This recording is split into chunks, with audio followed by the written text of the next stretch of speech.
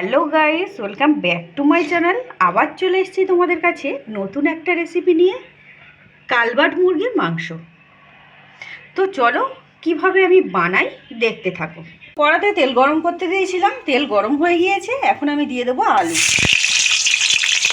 আমি ভাজতে দিয়েছি। তো আলুটা লাল লাল করে ভাজা হয়ে গিয়েছে। এখন আলুগুলো তুলে নেব। তো ওই তেলের মধ্যে আমি দিয়ে দেবো একটা তেজপাতা, কোচানো পেঁয়াজ।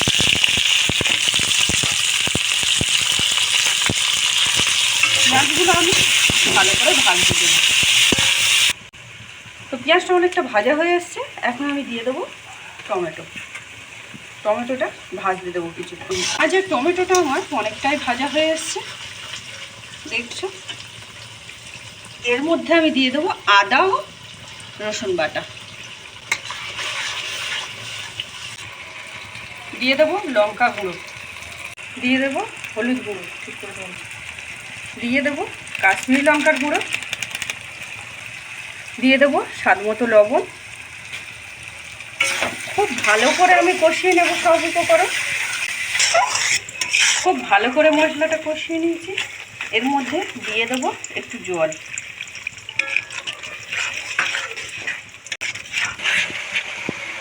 তো মশলাটা আমার খুব ভালোভাবে কষানো হয়ে গিয়েছে, দেখছো।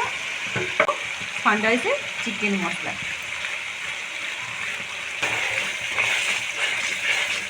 খুব ভালো করে মিশিয়ে নেবো।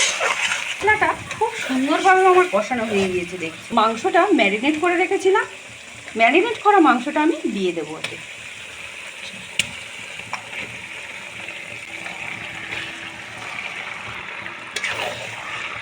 খুব ভালো করে কষিয়ে নেব আমি।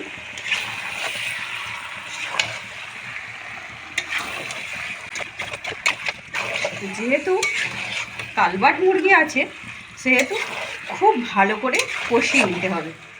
মাংসটা আমার কষানো হয়ে এসছে। এখন আমি এর মধ্যে দিয়ে দেবো আলু। যে আলুগুলো আমি ভেজে রেখেছিলাম সেই আলুগুলো দিয়ে দিলাম।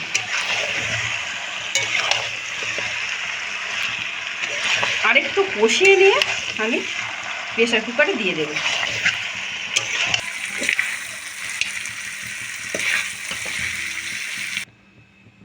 তো ওই কষানো মাংসের কড়াই আমি জল দিয়ে দিয়েছি, জল গরম করতে।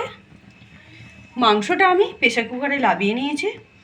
এখন আমি গ্যাসে বসিয়ে দেবো জলটা দিয়ে। 7টা সিটি পড়লে লাবিয়ে নেব। তো তরকারিটা প্রেসারে দিয়েছিলাম, 7টা সিটি পড়ার পর আমি গরম মশলা দিয়ে লাবিয়ে নিয়েছি।